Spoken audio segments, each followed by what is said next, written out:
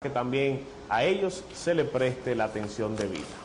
Como les decía hace un momentito, está con nosotros la doctora Crisan Morillo, médico familiar, también terapeuta familiar, y estará conversando con nosotros, ya que hay unos cuantos temas que están en boga y necesitamos un profesional en el área familiar. Buenas noches, Crisan, para nosotros es un honor tenerte aquí en el programa. Muchas gracias, pues el honor es para mí, gracias por la invitación, honrada de poder compartir este tema con tu público, un público selecto, y sobre todo un tema que ha traído tanta controversia en estos últimos meses. Eso es así, tiene prácticamente, ha creado cierta tensión en las familias dominicanas, sobre todo en aquellos padres que están ansiosos de tener la información clara en torno a la ideología de género. Quiero resaltar que Crisan, aparte de ser doctora, en este caso, Crisan tuvo mucho tiempo un programa los sábados en Teleadulto, Canal los domingos era. Yo sí, recuerdo. Sí. La imagen viva. La imagen viva. Recuerdo que hace muchos años. Mucho, bastante, sí, pero no lo vamos a calcular. Pero sí recuerdo que Crisan también es comunicadora. Crisan, sería interesante nosotros explicarle a la gente qué es eso, ideología de género. Bien, este tema ha traído mucha controversia y es más por la confusión de términos que existe y la población lo está tratando con mucho temor y no se ha dedicado a definir una cosa y la otra. Se está confundiendo y todo este revuelo vino a partir de lo que fue la orden departamental 33-2019 del Ministerio de Educación, donde habla de la implementación de la política de género, que fue lo que tú estuviste mencionando antes de mi intervención. Y entonces algunos sectores religiosos y sociales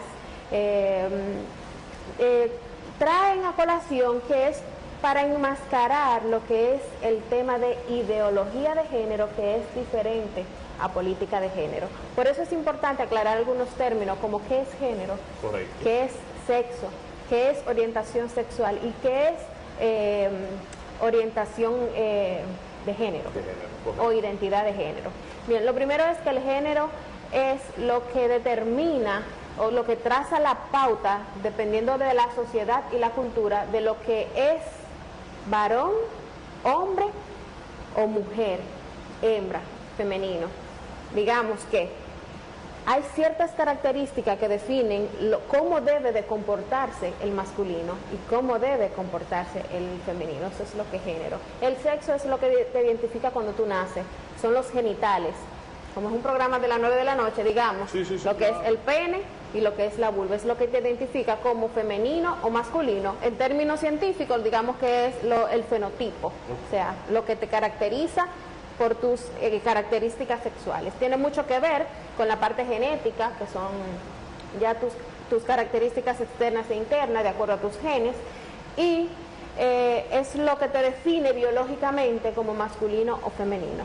¿Cuál es la orientación de género o tu identidad de género? Es como tú te identificas. Independientemente cómo sean tus genitales, es yo me identifico como hembra o yo me identifico como varón. Al margen de tu preferencia sexual. Okay. O sea, y ya la preferencia sexual y también la identidad de género al margen de tus genitales. Exacto. Es como tú te identificas. O sea, traduciéndolo un poquito más cristiano, porque aquí hablamos claro, al margen de que tú tengas una vulva, si tú te sientes como un hombre, ya a eso ¿qué se refiere? Es ese sentimiento profundo. Como tú te identificas. Exacto, independientemente biológicamente. Tú naciste, por ejemplo, la naturaleza te dio tus genitales de varón, pero dentro de ti lo que es una mujer. Exacto. Por ahí que va el asunto. Exacto, esa es la identidad de género. Okay. Y ya lo que es la orientación sexual es lo que te atrae. ¿Qué te atrae? ¿El sexo masculino o el sexo femenino?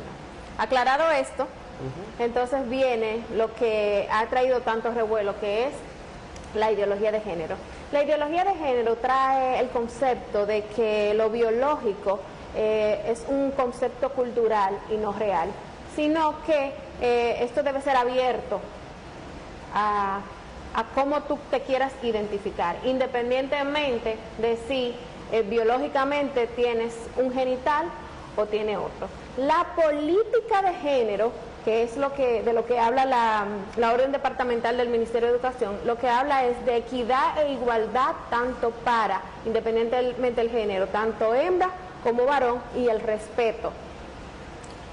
Si nos vamos un poquito más profundo, yo traje aquí la orden departamental 3319 para dejártela por si la quieren desglosar.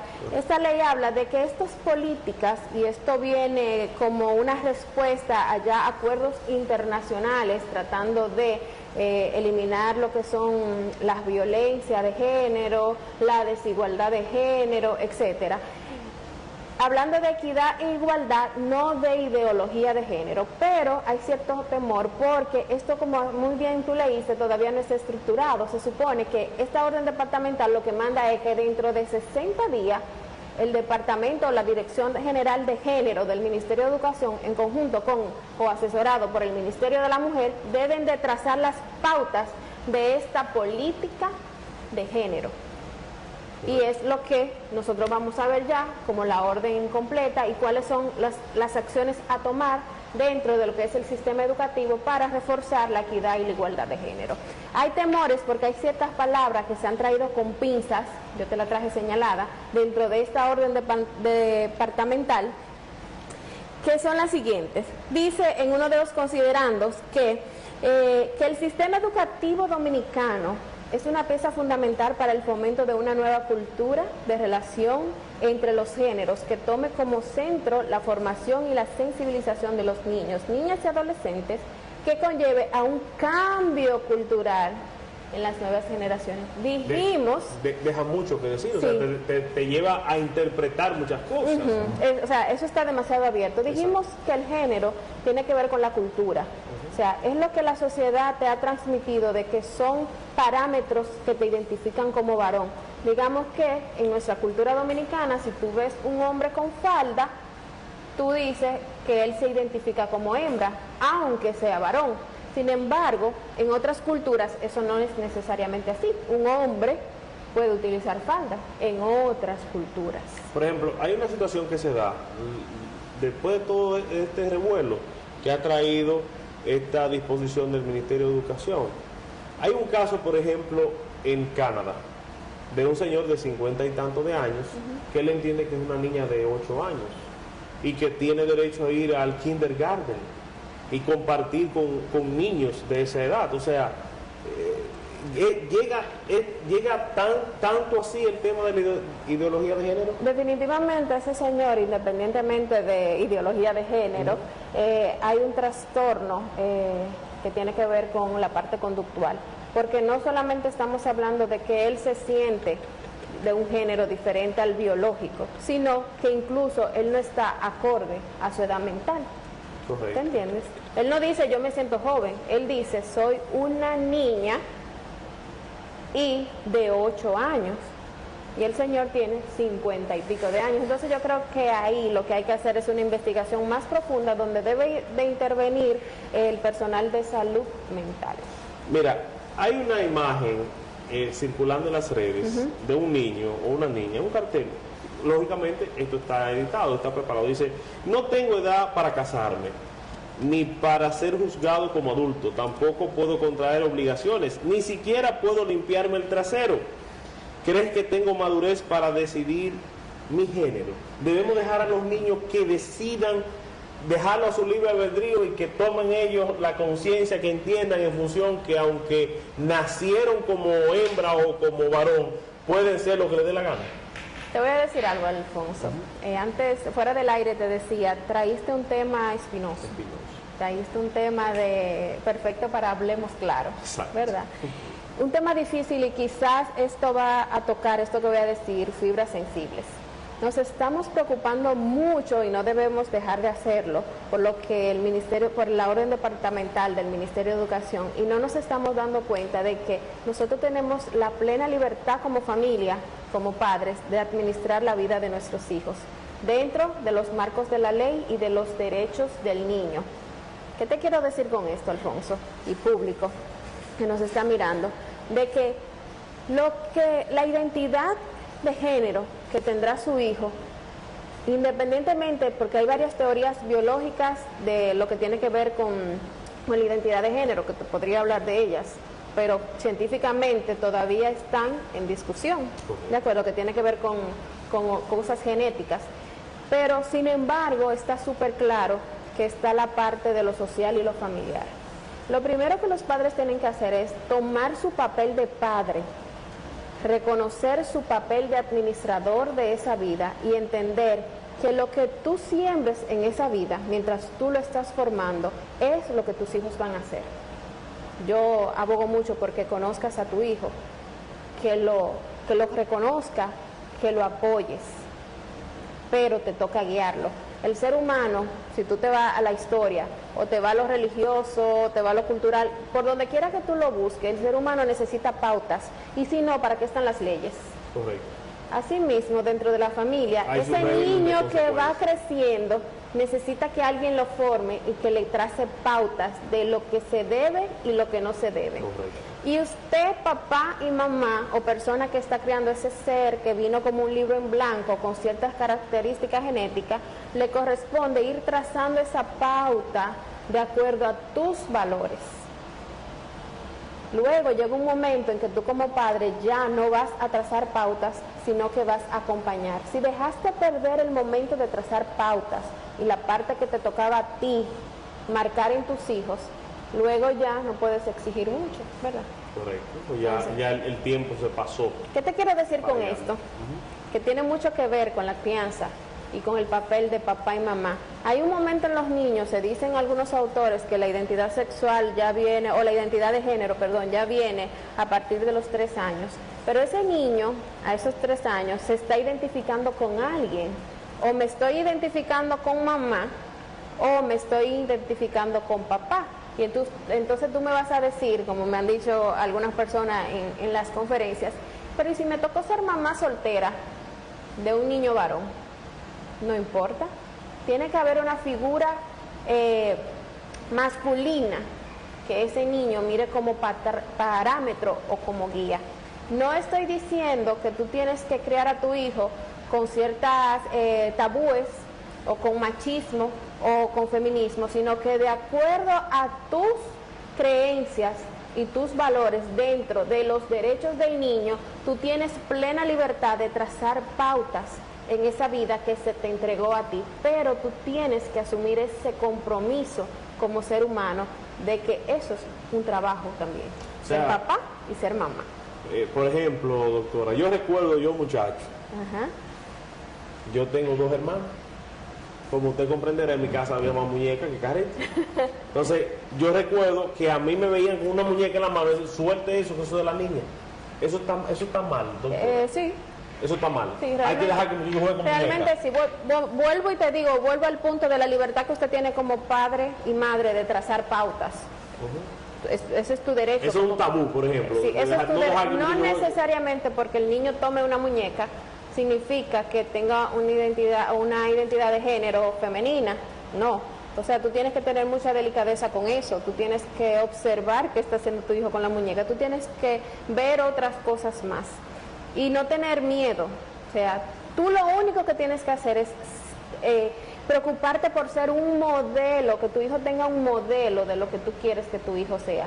Por ejemplo, yo estoy seguro que tú tienes características de tu papá que dicen, él habla igualito a su papá, o el tono de voz, o una forma de caminar, que una gente que te vio cuando chiquito y te ve como grande, te saca por el caminar porque todas en esa familia son así. ¿Qué quiere decir con eso? Que nosotros hacemos copias repetitivas de los patrones de conducta de nuestros padres. Entonces, si ese padre está ahí para ser un patrón de conducta de su hijo, entonces el niño va a adquirir eso de su padre, pero el padre tiene que estar ahí. Tiene que estar ahí. Tiene que estar. Doctora, ¿cómo podemos aprender a conocer y a tratar más nuestros hijos? Porque a veces están nuestros hijos en la casa y los vemos, pero en cierto modo no sabemos ni quiénes son, porque no se les presta atención. O sea, más que corregirlo, más que darle un juego, más que darle un helado, pero de ahí no pasa. O un aparato electrónico. Todos atados, muchachos, no jodan. Por ejemplo. El nuevo bobo. Esa es la tecnología como chupete. ¿Cómo conocer más a nuestros hijos? Es todo un tema, Alfonso. Pero lo más importante, como te dije, es coge tu rol, coge tu papel de padre. Eres padre 24 horas al día, los 7 días de la semana y los 365 días del año. Por lo tanto, tu agenda debe girar en torno a sacar tiempo para estar con tu hijo. Llegaste cansado de trabajar y estás trabajando para dárselo todo, para que no le falte techo, para que no le falten zapatos, para que no le falte comerse un helado, para que tenga todo aquello que tú no tuviste cuando era niño, pero te está faltando darle lo más importante, y es que si llegaste a casa, saca un tiempo para escuchar lo que tu hijo tiene para decirte, aunque tú creas que no son cosas importantes porque son cosas de niño. Para tu niño eso es lo más importante para su edad. Okay. Entonces necesitas sentir que está recibiendo esa atención de ese modelo que es su papá o es su mamá. Escúchalo y date el placer de ver tus hijos soñar y crecer. Cuando tú comienzas a escuchar a tus hijos, más que sermonear, escuchar y observar, entonces tú lo vas a conocer. Y luego de conocer, entonces viene la otra parte, es aceptar quién es tu hijo y cómo es, que puede ser bueno en algunas cosas, pero no tener muchas habilidades en otras. ¿Qué hacemos en eso? Reforzamos la parte que necesitamos fortalecer en nuestros hijos y lo apoyamos en las habilidades que ellos tienen.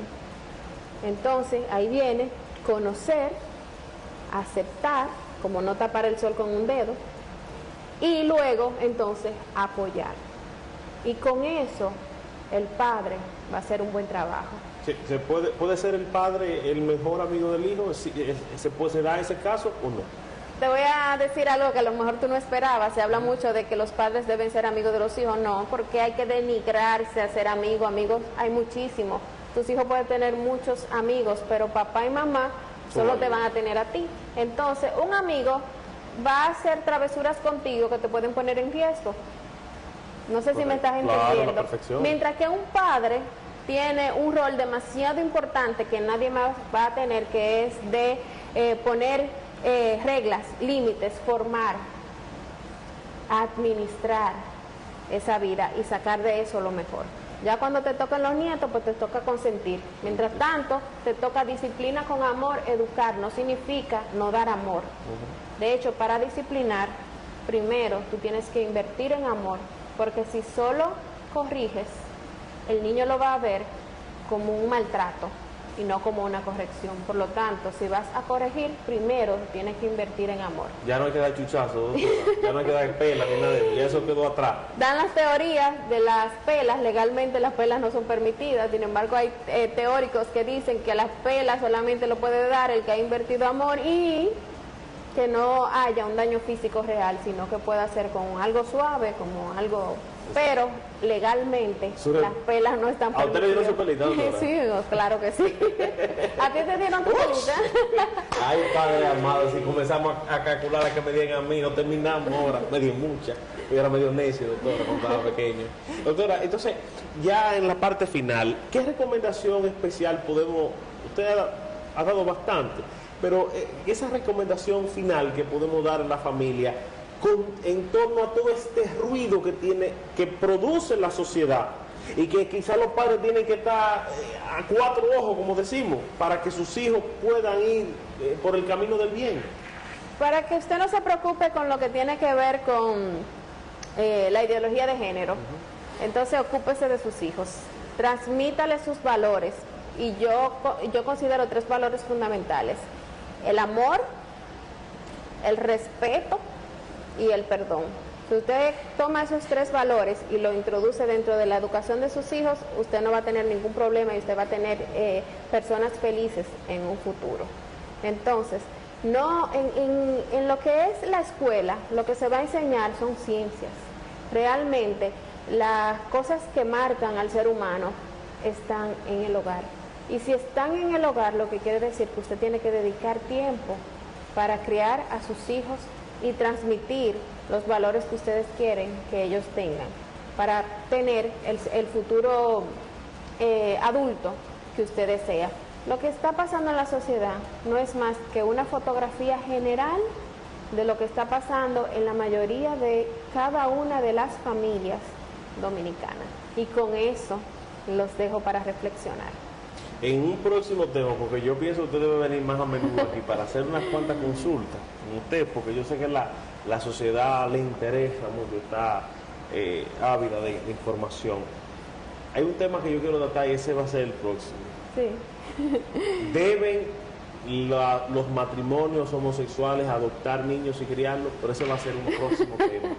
Ese es el próximo que tenemos que Hablemos claro. para que hablemos claro, seguiremos hablando claro. Doctora, nos alegra muchísimo. Las familias que están en sintonía con nosotros, que quizás tienen alguna necesidad, que necesitan un especialista que le ayude a tratar algunas situaciones, ¿pueden contactarla a usted? Por supuesto que sí. Mi número es 809-962-2072. Y mis redes sociales, donde también recibo muchas preguntas, muchas intervenciones y además publico muchos temas interesantes, son @Morillo DRAC, @Morillo doctora C, @Morillo DRAC. Tengo Instagram, Facebook y Twitter.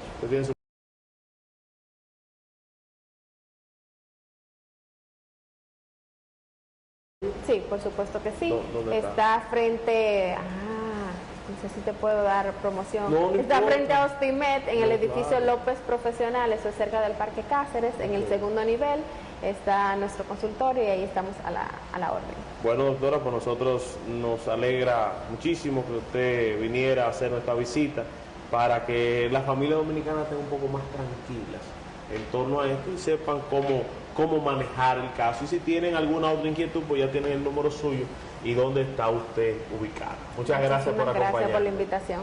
Cómo no. Vamos a los comerciales. En breve regresamos con mucho más en Hablemos Claro.